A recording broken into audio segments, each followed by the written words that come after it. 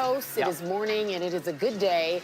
I don't know if you know this, D. Leezy. Did you see my Lakers last night? You might have mentioned it. Did you see what my Lakers did? Your Lakers. I tell you what, they're going toe-to-toe with the best in basketball. Almost beat the Warriors. Did you say playoffs? Did you say playoffs? I did not say playoffs. No, I think you misquoted me there. Oh, my bad. I said playoffs. So they ran into the Rockets last night in the win streak. Would you care to do this highlight?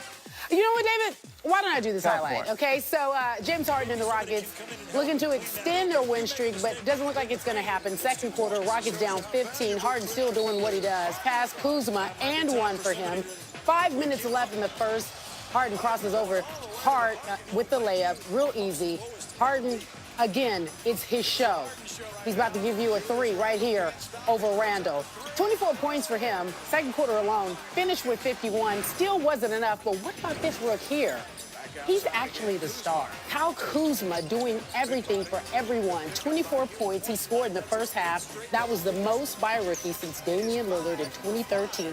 Lakers led by 4 at the half. He was 6 for 6 from three-point range, 9 from 9 from the field. It was better than good. Fourth quarter.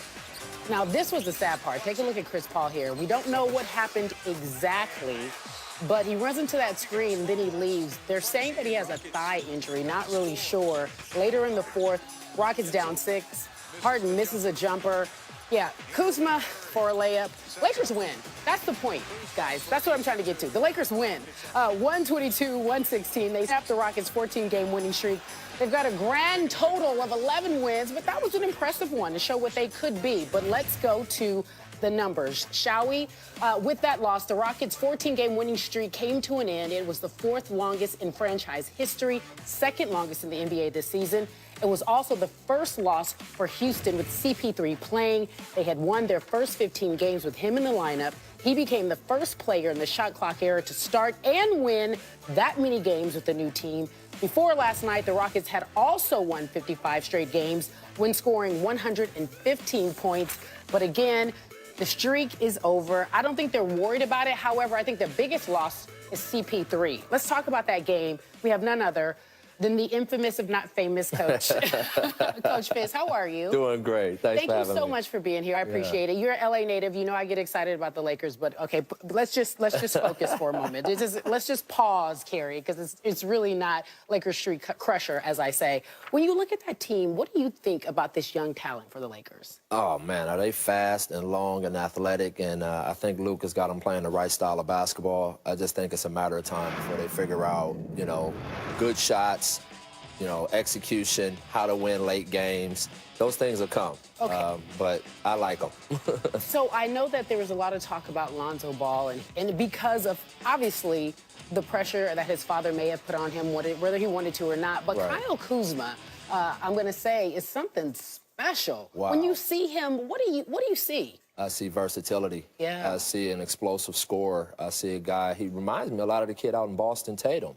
They have a lot of the same skill sets with that length and that size and that athleticism. So I think sky's the limit for this kid. All right, so last night, James Harden dropped 51 points. I want to talk about the Rockets. They may have lost last night, but what they've been able to do over this streak has been very impressive with the addition of CP3. If you look in the West, obviously the goal was to compete with the Warriors. Do you see them really giving them the Warriors a run for their money? Yeah, I do. I see them really being a lot better basketball team this year. And again, a lot of it has to be, you know, that it's based on their health. And CP3 has got to stay healthy for them to really make a run. But I really think they added some great defenders to their roster, and Mute and PJ Tucker already having Ariza there. And now you got Capella and Chris Paul, you know, to the bookends of their defense. I really do think they can make a run, but don't count those Spurs out. Yeah, okay, so let's talk about that, because we often overlook them because they're so quiet and because they sneak up on folks. And we forget game 1 of conference finals. They were up 20 before Kawhi got hurt. Yeah, I mean, they're dangerous. And, you know, Pop is every time he plays against Golden State, he's figuring out one more thing that he can use to beat them. And if the Spurs can stay healthy with the additions of Rudy Gay, you know, you might have another team right there in the mix. Let me circle back. CP3, if in fact he doesn't stay healthy, we do the ifs here. How competitive can the Rockets be? You know, I still think they'll be right there to the end, but I do think CP3 is the difference maker for their team because he's the leader, he's the floor general, he's the guy that can really reel everybody back in when things are going haywire. He's the one guy that can probably communicate to James Harden the best during tough times. And so When you get to the playoffs and you make those deep runs, tough times are coming. And so I think it's going to be key that he stays healthy throughout their run. I have something that's a little off base, but still on base. When you have someone like CP3 and James Harden who can play the same positions, obviously, and CP3 is doing what he did. Right. How do you, as a coach, decide, you know, we heard early on, they really won't be on the court as much together. And when they are, they don't play that much together. How are they able to make this work so well? I think both guys are unselfish. They both want to win. They're both assist guys. I think CP3 at the point where he's at in his career is willing to play second fiddle to James. And at the same time, you see, he's not suffering at all. It's enough basketballs to go around for all of them. But the fact that those two guys are their main playmakers, I think, makes the balance work out. It's like LeBron and D-Wade, sure. you know, when they were young. You know, it worked out because both of them were so unselfish and both assist guys that eventually you figure each other out and you get it clicking, and that's what you're seeing. All right, they're telling me to wrap. I do have this one question for you, though. Why can't they make it work with the Thunder so far?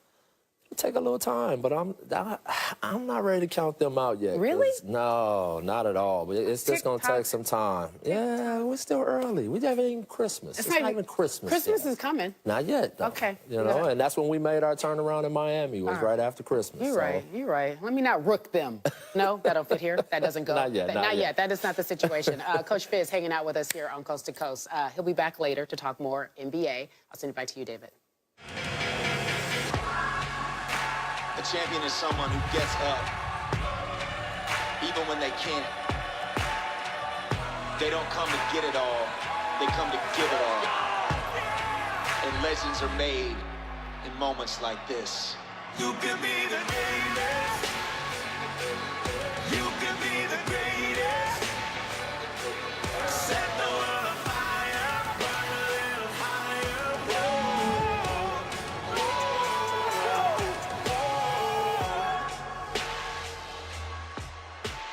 Oh, boy.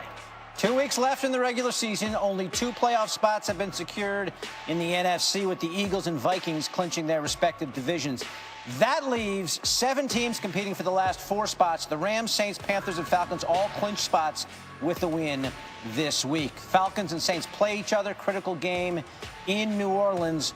The loser of that Seahawks-Cowboys game eliminated from playoff contention. The Eagles can clinch home field throughout the playoffs with a win over the Raiders on Christmas Day on ESPN. So that's a lot. That is a lot. I know. It's going to get much clearer after the next week. But we've got our NFL analyst, Darren Woodson, here. He's fired up the playoff machine. And what this will do is it will update the playoff scenario depending on what your predictions are here. And right away, you've predicted the Eagles, the Rams, the Panthers, all winning this week. So let's go through some of the other games. Starting Saturday, we got the Packers and Vikings going at it. Listen, I'm going with the Minnesota Vikings in this game, and simply because of what we've seen now. The Packers have basically sat their franchise quarterback in Aaron Rodgers. The Vikings are a team on all 3 levels of their defense that get after you, and we saw that in the first matchup when Aaron Rodgers was healthy. They can get at you. Here's Everson Griffin on the edge here. Great pass rusher, Pro Bowler, a guy that is disruptive, and not only in the running game, but in the passing game. And then again, the Kendricks at the linebacker position making the interception here. They are a team on all 3 levels. They have Rhodes as a corner, who's a great one. Mike Zimmer has his team playing at a high level, and Case Keenum, of all people, is leading this team and will win the NFC North with Case Keenum as the quarterback. Might be a different story if number 12 is playing for the Packers, but of course he's been shut down, so we'll see how it plays out there. That's Saturday. Then we go to Christmas Eve and this game in New Orleans between the Falcons and the Saints. They've played a great season, both of them, but they haven't locked up anything. So who do you got in this game? Toughest division in football right now. I'm going with the New Orleans Saints and what they can do at home, especially. I think this is an even matchup. If they play this on a neutral field, this could be a toss-up game. But when you got Alvin Kamara at your running back position, we saw early in that first matchup a couple weeks ago, had a concussion, didn't play the rest of the game, goes out in the first quarter. He's going to play 4 quarters this week at home, and he's a mismatch nightmare. Gets you out on the edge in the passing game, makes big plays. The running back position, he can run inside the tackles. He is the difference maker for the New Orleans Saints. I think they win that game. Okay, so that's what now we go to the Seahawks-Cowboys game on Sunday. Again, the loser of this game is done. Who are you calling?